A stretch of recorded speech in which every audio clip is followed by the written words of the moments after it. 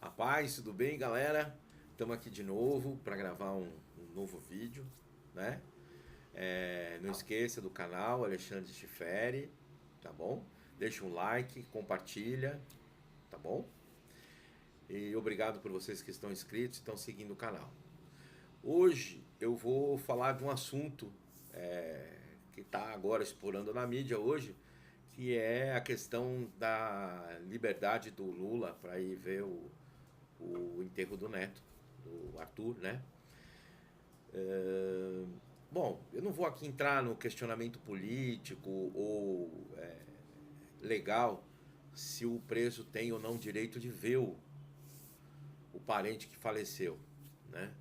Isso é uma questão política, eu tenho uma postura política, eu não sou lulista, não sou petista, muito pelo contrário, votei no Bolsonaro, mas existe uma lei e a lei dá essa permissão para ele e ele utilizou desse direito para ir ver o neto e tudo bem, vai voltar para a cadeia e vai cumprir lá os anos que ele tem que cumprir. Mas eu queria aproveitar esse assunto mais para falar sobre luto, para falar sobre perdas, para falar sobre as emoções que tudo isso envolve, né? Nós brasileiros, infelizmente, ainda como cultura, nós não estamos prontos para falar sobre a morte, né? Embora em alguns trabalhos considerem o Brasil o país mais místico do mundo, não sei se vocês sabem disso, né? Uns acham que é a Índia, mas não é, é o Brasil. Nós não somos preparados para conviver com essa questão. O brasileiro, primeiro, ele acha que, ele não, que a máquina humana não tem limite. Segundo, que não envelhece, né? E se envelhece, deve ser combatido o envelhecimento a qualquer custo e preço. E que, se não tem limite, se não envelhece, não morre, né? Enquanto que, ao mesmo tempo, somos um país 90% cristão, então 90% das pessoas creem, sendo cristãs, que existe uma vida após a morte. Mesmo assim, a gente trabalha muito mal a questão da morte, né?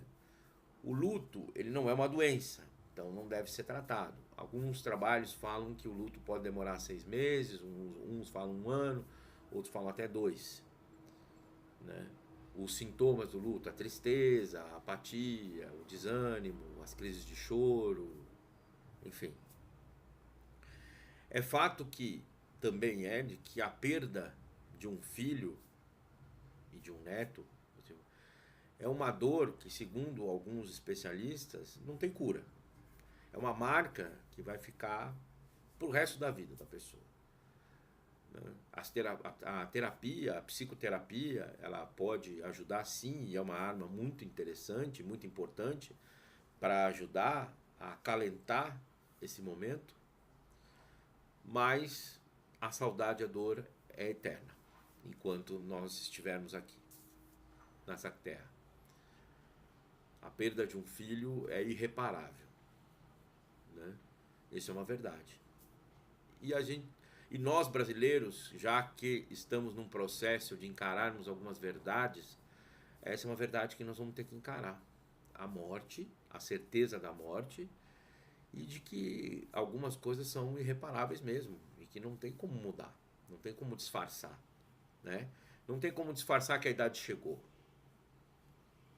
né? Então vamos começar o primeiro questionamento que eu coloquei, né? O corpo humano tem limite, sim.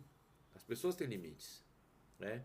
Uns têm uma força física maior do que outros, um tem mais facilidade do que outro em algum ponto, seja físico, seja emocional, seja intelectual, né? Mas todas as pessoas têm limites. E, por exemplo, uma coisa que é interessante é ver que as pessoas, por exemplo, procuram, vamos supor, ortopedista com uma queixa de lesão por esforço e repetição. Ah, eu tenho dor no ombro porque eu trabalho no caixa do meu do supermercado e eu faço não sei quantos mil movimentos por dia. Tá, tudo bem, concordo, você faz bastante. Quantos anos você tem? Ah, 20 e poucos, 30 anos, tá? E faz atividade física? Não. Tá. E aí chega em casa, eu ajudo em casa, as tarefas de casa e tal, não sei o que. Se é homem, às vezes sobe no telhado, pinta a casa, não sei o que. A mulherada, às vezes, um outro tipo de serviço. Ou até homem vai lavar a roupa e mulher vai pintar a casa. Enfim, não vou entrar em discussão se é tarefa de homem ou de mulher, mas na minha cabeça existe isso mais claro, né? Mas tudo bem, não tem problema. Enfim, tarefas que precisam ser realizadas dentro de casa e que vão sim usar o membro superior, no caso. Todo exemplo, para ser rápido. Só que as pessoas não entendem que para fazer um exercício físico precisa de um preparo. E elas simplesmente querem produzir. E aí elas produzem com 30, e com 40 querem estar produzindo a mesma coisa, e com 50 a mesma coisa, com 60 a mesma coisa. É muito comum, por exemplo, no consultório, foi muito comum, eu encerrei minha carreira de ortopedista, eu também sou ortopedista, além de psiquiatra, encerrei minha carreira de ortopedia essa semana. E foi muito comum, durante muito tempo, receber, e os meus colegas ortopedistas ainda vão receber muito isso, mulheres de 50, 60 anos, que quando tinham 30, ela tinha ela, o marido e 2 filhos. Então eram 4 pessoas dentro de casa. E que por circunstâncias da vida, agora ela tem ela, e ela está com o dobro da idade, com 60, ela, o marido, os 2 filhos, as 2 noras e mais 4 netos. E ela continua trabalhando, só que fatalmente, a partir dos 35 o corpo começa a envelhecer, ela perdeu força muscular e perdeu a capacidade lógico, de aguentar o serviço. Só que ela acumulou serviço a mais e quer que o médico dê conta de curar a dor que ela tem, porque ela precisa continuar cuidando do marido, dos 2 filhos, das 2 noras e dos 4 netos. E a gente acha isso normal, natural, mas porque precisa, porque eles têm que trabalhar, não sei o que, tá bom. Precisam ser verdades, precisam ser ditas, né? Quem cria filho é pai e mãe.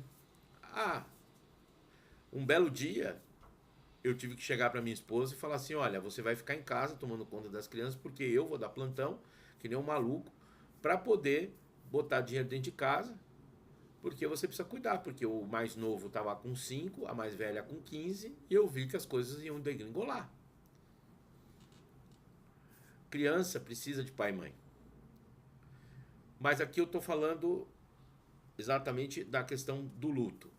Por que eu estou falando isso? Que eu estou falando o primeiro passo, que é entender que o corpo tem limite. Então a gente precisa entender e pôr limite em nós mesmos e falar: não vou fazer isso, não vou assumir tal responsabilidade porque o meu corpo tem limite. Até porque se eu quero durar mais, eu preciso aprender o limite do meu corpo.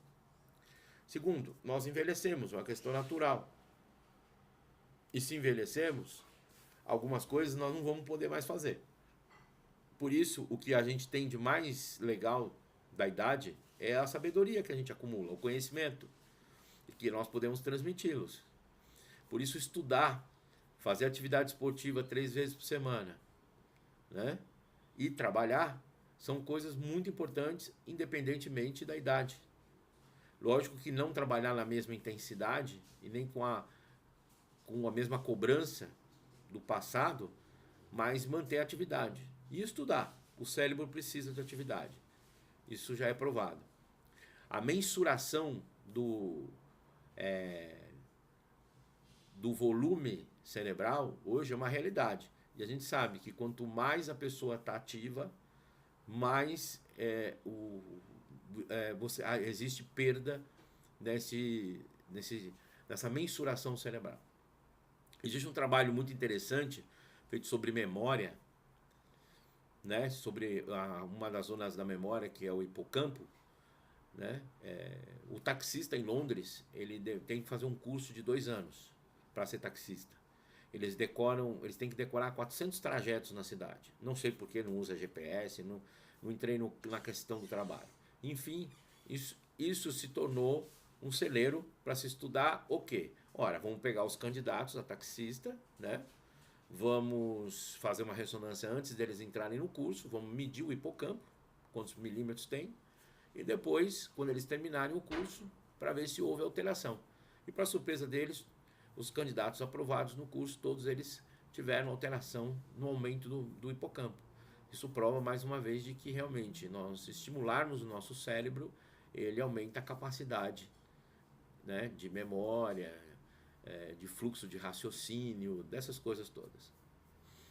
Mas falando da morte, então, aprendendo que a máquina tem um limite, que nós temos que pôr limite na nossa máquina. Nós precisamos pôr limite o quê? Nas nossas ansiedades, né?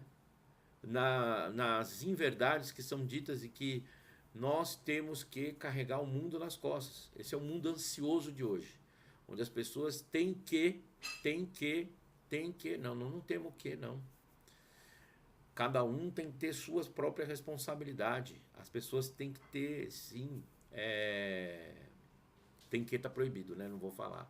Mas as pessoas necessitam aprender que os filhos só vão crescer quando assumirem a responsabilidade pelos próprios erros, né? A semeadura é livre, mas a colheita é obrigatória.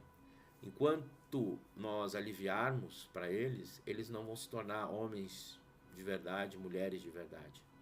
Por isso muitos casamentos naufragam com 2 anos, 3 anos, porque quando a coisa aperta, e aperta mesmo, principalmente no começo, os papéis não estão bem definidos e as pessoas ficam confusas. Por isso que eu costumo dizer, né? Meninos vestem azul e meninas vestem rosa. A ministra Damares falou isso e eu apoio, porque isso vai muito além da cor, né? Você vê que eu estou usando rosa, de propósito, lógico. Por quê? Porque dizer o seguinte, isso não quer dizer a cor, é a postura. Existem coisas que são do sexo masculino. Existem mais de 6.400 caracteres que separam um homem de uma mulher, né? E não é cirurgia ou hormônio que vai mudar isso, né? Existe sim trabalhos de homem, existe sim trabalhos de mulher. Existem sim coisas que são mais talhadas para o sexo masculino e coisas mais talhadas para o sexo feminino, né? E viva a diferença. E que bom que tem serviço para cada um. Porque trabalhando junto com um time, um casal, isso quer dizer submissão, diferente do que as mulheres feministas falam que submissão quer dizer ser rebaixada, ser mandada pelo homem. Isso é burrice pura e simples, porque é desconhecimento da língua portuguesa, porque submissão é andar debaixo da mesma missão. Sub, embaixo, missão, embaixo da mesma missão. Ou seja, um time de futebol, os 11 são submissos um ao outro para o quê? Cujo objetivo é marcar o gol e ganhar a partida. Então todos jogam debaixo da mesma missão. Então é uma submissão. O casamento existe uma submissão do homem para com a mulher, da mulher para com o homem. Para que juntos, cada um fazendo um papel, consigam desempenhar, ou seja, o sucesso da família.